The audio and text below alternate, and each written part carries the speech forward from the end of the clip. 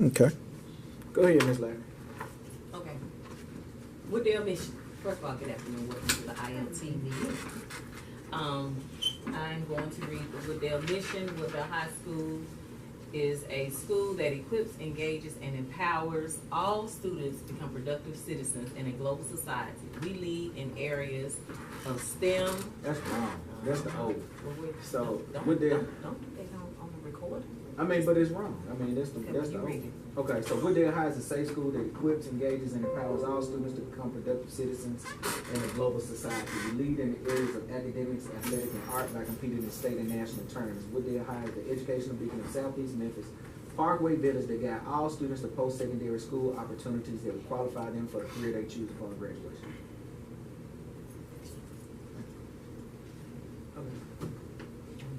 Yeah, go ahead. You facilitate. Okay. I'm taking minutes.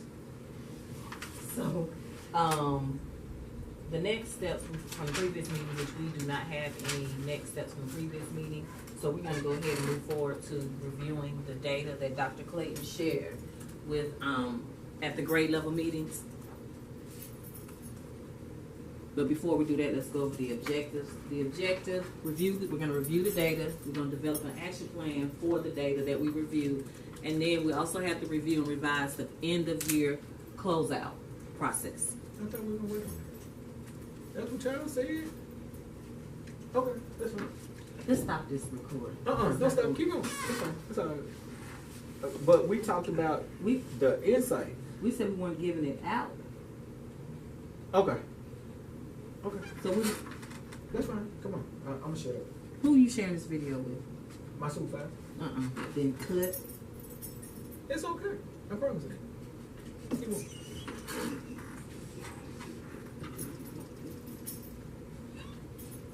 Okay. So I should have plugged my laptop. That's too bad.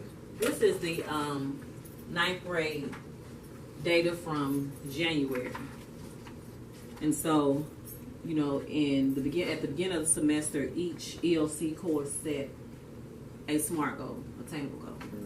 And for English 1, out of 139 students, we only roughly had about 41 who were on track or mastering. No, I'm sorry, we only had 6. We only had 6 who were on track and mastery. And so the goal was supposed to be 42 kids, and we did not meet that goal. Algebra 1 in January, your goal was 32, and we had 35 students. So you did meet that goal. So let's look back to February. So in February, we only had 9 in English 1, and then 17 in Algebra 1. So we didn't meet the goal in either areas. So what do you think prevented us from, or what obstacles prevented us from meeting the goals? Can you speak on Algebra 1, Mr. Gaston? If anything,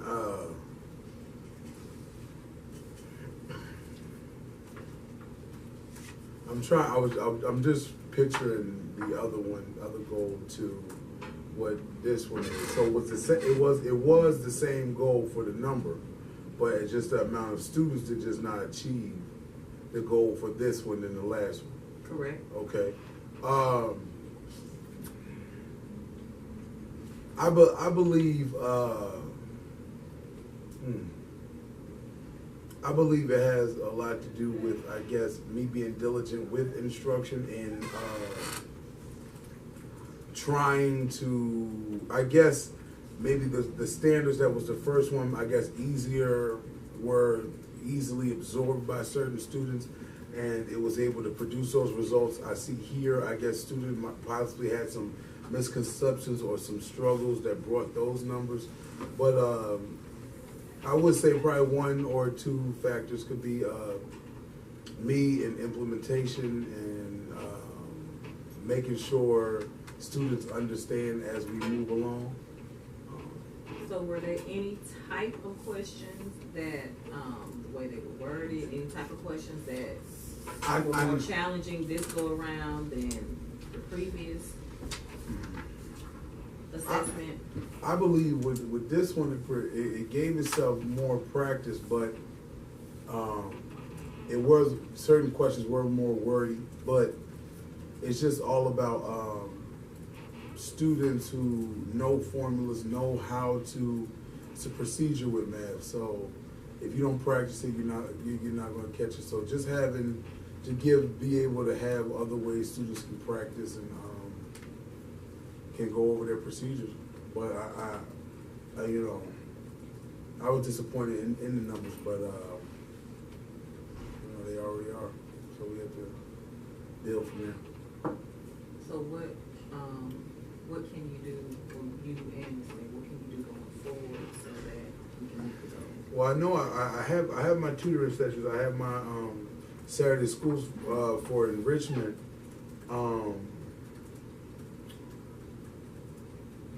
I guess assign, I won't say daily, but maybe assign every other day homework, or just to something the kids need for practice.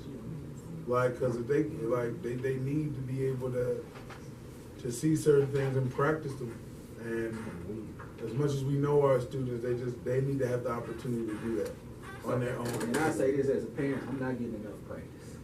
I am not getting enough practice.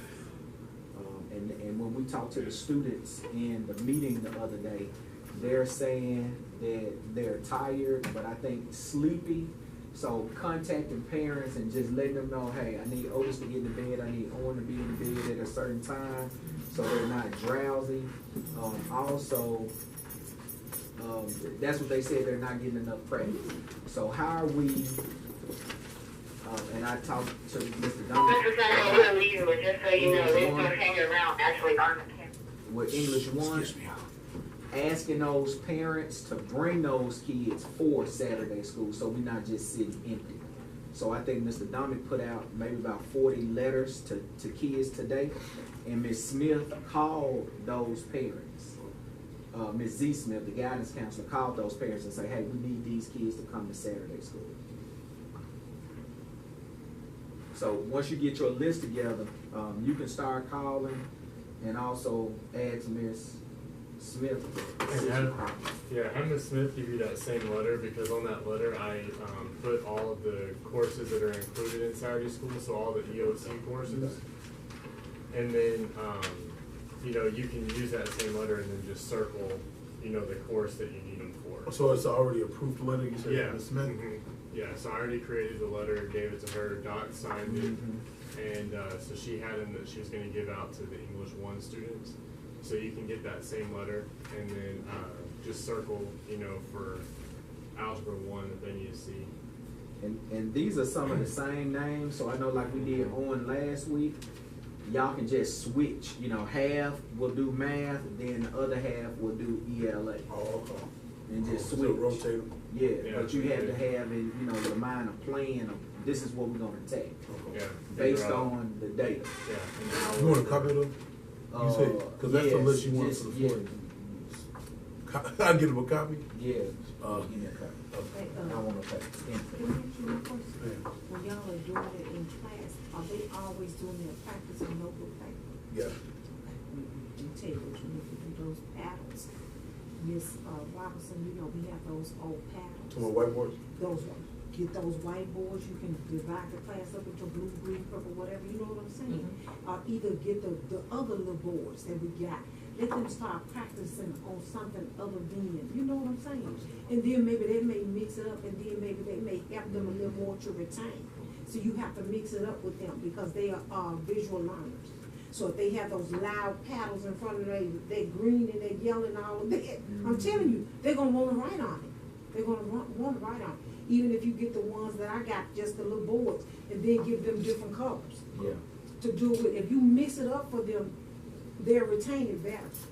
But if they're just doing it on notebook practice, And you can do Kahoot also. Well, Yeah, slow down. no, back up. Well, not yet. Let me back up. yeah, get those. Well, going to something Ms. Latiger and I discussed, and I think Ms. Brown is alluding to it. We want to just take a look at all of the data and see what one or two strategies could we do as an ILT and say, hey, let's do this for the next, well, really for the month before we go into testing. So this will be after we come back off spring break. Math has something that they're working on with the CPL, but what can we do across the board that everybody can just go and check? If it's paddle boards, if it's Kahoot, you know, whatever the one thing is we can do across the board. So I wanted to just look at the data, and then we just decide on what can we do. We were sick.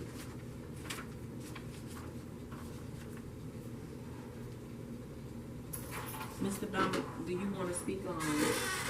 Yeah, so I'll first talk about English 1 Okay. for that past data, since we shared out about Algebra 1. Okay. So when Ms. Rogers and I discussed, a lot of what she thinks is that it has to deal with student stamina. So when they're able to have something in front of them where, let's say if it's a question on theme or point of view or whatever that standard may be, a question that's linked to that. If it's a small passage, then they're able to get it because it's not overwhelming. But the test that one was right there had part A and part B.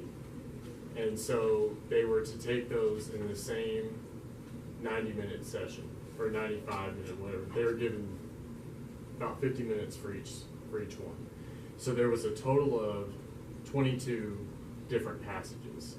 So there was 12 passages on one test, 10 passages on another test. The passages ranged anywhere from 1 to 2.5 pages. So that is overwhelming to students. Now, when we issued the test, we issued the original version of the test. The modified version was shortened, but we were already on schedule to test on that day, so we went ahead with the first version. The other version wasn't released till later on in the week. And it was much shorter. But with that being said, each text had 1 to 2 questions for that text. So there was a total of 15 questions per test.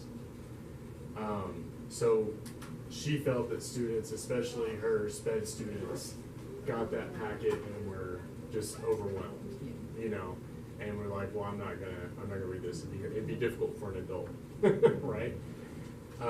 But with going forward, we do need to work it, regardless of what it is. We have to work on stamina, and increasing their stamina for reading. So throughout every ELA lesson, there's a teacher read, there's a student read, but just making sure that those student reads are always timed. Making sure that when we do a do now, that it is a reading style do now. Timing them on it, giving them questions to build their stamina, so that they're seeing those tests, what it's going to look like over and over again, and the do now, the exit ticket in their daily practice. So that's one thing. And then, you know, I'll have to say too that, you know, English 1 and English 2 probably needs more practice going home, you know, so we'll have to take a closer look at homework. Another thing that we've done is, you know, of course, our intervention that we did for 3 weeks that will start again after spring break, Saturday school. So those letters went out today. Ms. Smith contacted out of, I think there was about 25 parents that she had on her list. Okay. So out of those 25, 11 committed to bringing their kid to Saturday school. That's not enough. And then there was 4 that she was able to leave messages for that she was going to follow up on today. And then the other ones went either straight to voicemail or they were from a Spanish-speaking home that had a Spanish voicemail. So those all got letters today sent home. And so she's doing, you know, follow-ups with those. So that's why we did the letters. hoping that on Saturday, you know, they get here and we can work on those skills that they need help with based on that data. And she probably could get Christina Villa, I always butcher her last name, to Miss Christina to call the parents tomorrow, the Spanish speaking parents. And one of the things Owen shared with me, I said, so why are you not doing well on your ELA test? He said, well, when it's part A and part B, he said, if you get the first part wrong, you definitely gonna get the second part wrong. Mm-hmm. So he said that, you know, if they don't get that first piece of evidence correct, then the subsequent question is wrong. Yeah.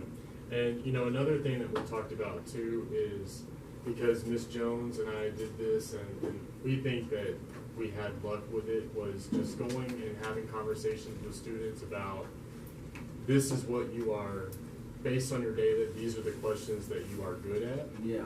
You know, these are the questions that anytime you see these questions, like that RL4 standard where it's vocabulary, you know, that you don't necessarily have to read to get that question right. You should be able to answer these questions without having to read.